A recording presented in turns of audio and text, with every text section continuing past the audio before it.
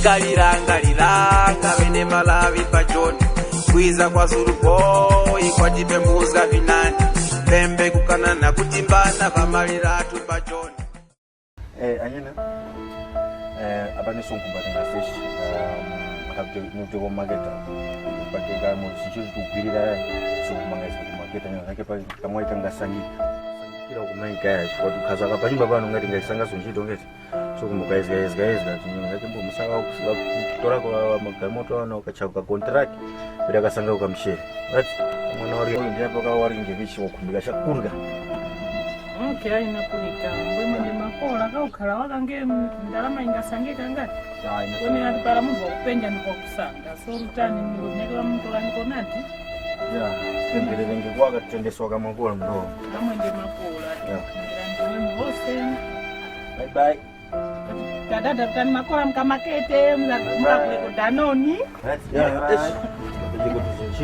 bye bye kulira tata aruta Bakuza namkula danoni.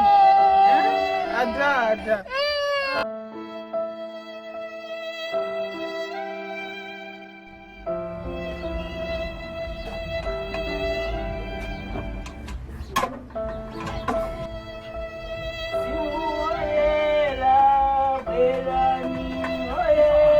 Amura. Di mamura. Mwafasa tu. Muluri. Makora na mobile. Simakora. Onga. Ya. Itu nimusange miyane. Vanini vanatoka maketa tonchito mtenja kuti magani. Oh. Ya kuikika. Ambo mzakamparata kambweni musangeke na mpokwa yeso mpachire mbwe. Ya pasodea pafupi kuwera lindirani waka apa ndengipika apa lindirani waka msangani ngesosona. Mjira mnyanera ngokusuka ngangaza so finandi muramu nize ngaka makora manengana para yewi. Ya ni wanga mgazira mveni ya ivaramba nyinyu mbona mgazira mveni maya pera katu chitatu munhu ngosuza muona munhu. Ya isanike waka samkhala wakapasi nyumba mutemone ngeka video ndena. Okay, ambweleka ntinde poti kandi mwayoya. Nya sosona bande mboya fika. Oh, nadi ko kaikira yamba nyinu wara. Okay, anapulika. Nadi pana kanti timaza kusuka kumbali. Okay. Nadi pana. Wilani, oyela, wilani mutifungati. Mbwe niwenge na phone na mtora kwa nyimbo.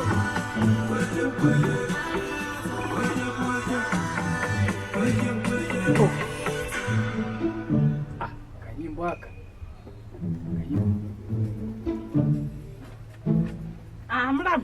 Mura. Apa anapanga huyu kuti mweko datuti. Ya Kakulindira malindira mavuka. Kwa zizira nati. Anzondena apukwa na la mara somungura po kanyimbo aka tena mbwenu pukwa la mara. Mula mwaniko dati yuyu. Okay. Kama alindira nikale. Ya. Mweko ti balanyino akwiza trisi mwa kotishi. Ya inaonga mulamu. Anyasha. Hapa pukwa rani malira mone mungonera ko soka skirini aka tena wanaso nyimbo zikwe mizi mutemwa ine naye mnyane we. Nadi. Tena de nyimbo hizi ya itaonga. Nadi. Ndidu bano ya inaonga mwana. Okay. Bakwiza so. Nadi. Ya inaonga. Okay. Ndidu paita kacha zikapo mnyane. Alright. Ya. Tena sankasu ne. Omageta utamlenji paka na sunu nje. Gogo. Anyina. Iwe so paka ni unakunda unavura mara mno mimba mbona wasika nzalo werako. So paka na mjumba mnyako kuri chipaka na kukwisa kumura marambo. Afuma mno mimba. Iwe na mundu mungizi mboni mno mimba na mwene kupano pali chipa nyumba mwana. Walindiranga imwe wiza sosona pakuti wakulindira imwe mkwiza kufuma nchito. Mundu wako ndatu wakanga pa abakuza mpaka pa mnyane pano walende pa paka mundu kunjaka mundu kumuyitaka mno mimba yasefuma. Baunya fuma.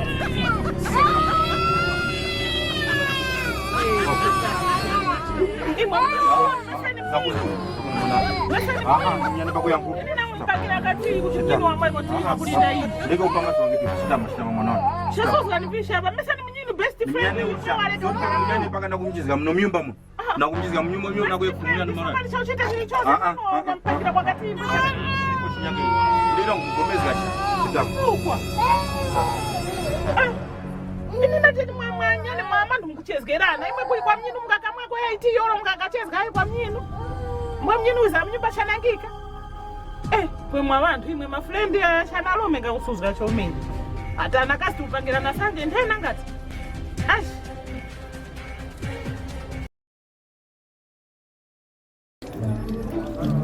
kani mwimbile tulungarwa wakapa kamuchitika kwa zinani mwimbile foni Mr. Mane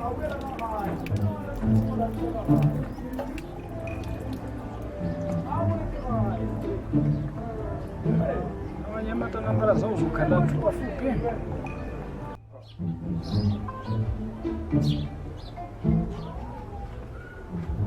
Hello. Hey, hello Mr. Mane. Hello. Yes, special. I say life in 9. You want to go?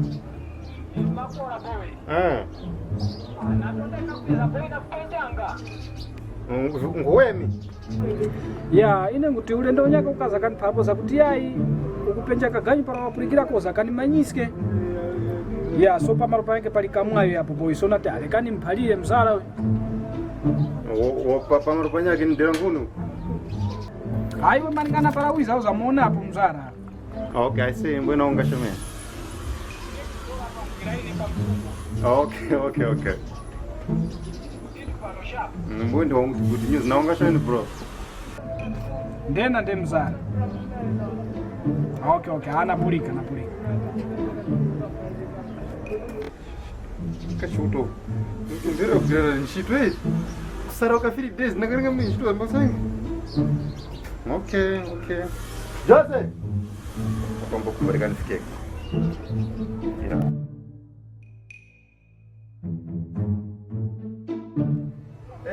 Zuru.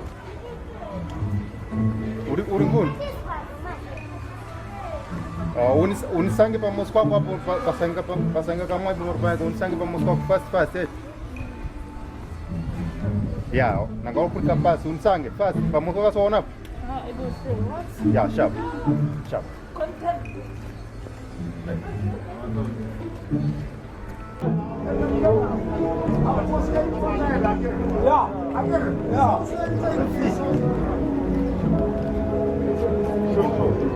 I think I said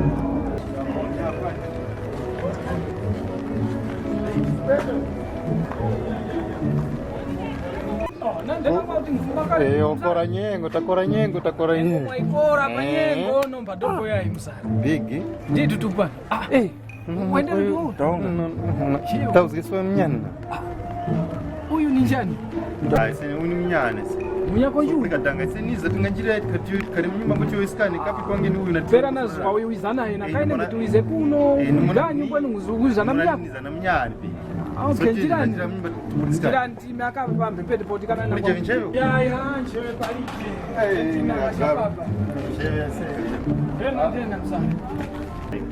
Tukaganya kala mwenu mwaye urusanga para mukani para kuti yai unipareko parengana wasanka mwavi so chito ilipo machero chiri ya nchivaki nati no mairo panga niwe vinandeti na mnyani pane namtu kaskana panga ndikataka parika ukumayo timbo mboka phone kara wakanipira mbo mix na mukanimbira para manga mayara kama phone kuseva kuku mboera ngwazi nara kumbo nikupalio la singa kainga usainga zvishi mbo na mnyani okusevera kusha mora ntina mnyani so ini ngopara kuti uri kupenja muntu ngiza na uyu wachitika mpuzo so uyu ni muntu hey ayo uyu ibona wetete mukatanga uyu oro nanga ningasanga wemu kuti ningamchema uyu chikwewe uyu wakanipanga chipungwe kunyumba kwake napo kwa hiyo uyu ni mnyana wote tikachemana kabisa abwara yaenda angu yaonekeza toro ufumbi uyu wali hapo kwiza kunyumba kwake mzara mwanakazi wake tafika mnyumba wa njisa walindile ni makweza sonsona hapa patanguta nikale tutangoe sana tenge wawerengeka wangu ndira amuna matipasati ya chita niko katibu ana so nakosha kula mfunguza tena mbwe uyu wonsanga kuti mukuchita chibati ya panki katanga unaonesa ya watu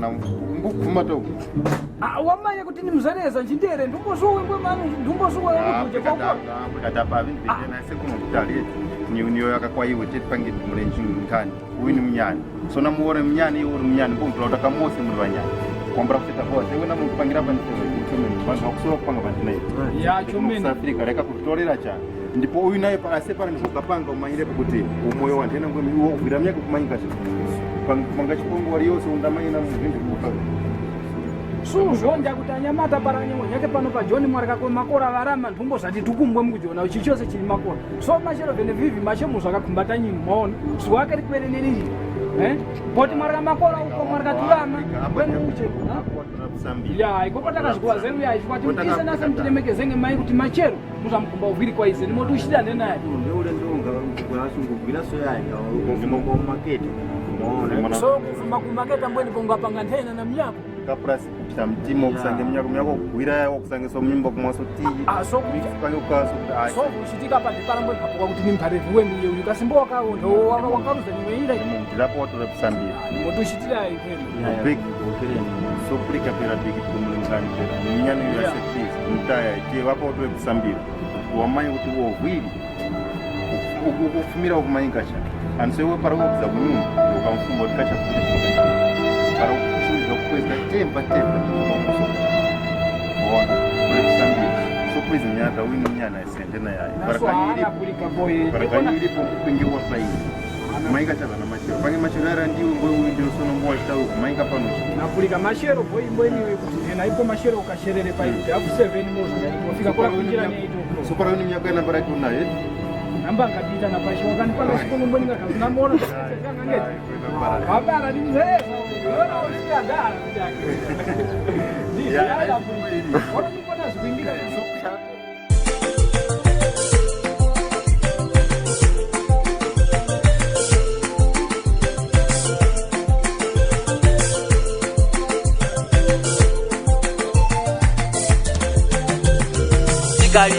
Liranga vene malavi pajoni kwiza kwa Zuluboy kwa jipembuza vinani pembe kukanana kutimbana vamalira